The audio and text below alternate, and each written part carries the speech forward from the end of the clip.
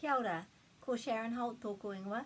Whenever we go and do our shows, I'm always interested to hear which parts of our books people know the meanings of. And one of the ones that's commonly not known and commonly not used is me haere. So I think I've done videos about this before, but I just wanted to remind you that me haere, me being let's do something, and haere meaning go, means let's go. And it's something we could be using much more in our teaching.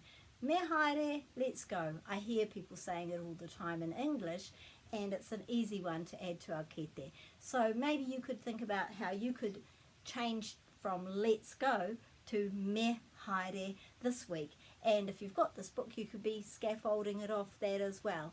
But yeah, I'd love to be able to be out there and hearing more people say me haere. That's one of my little dreams. Hopefully you can make it come true. Ka kite.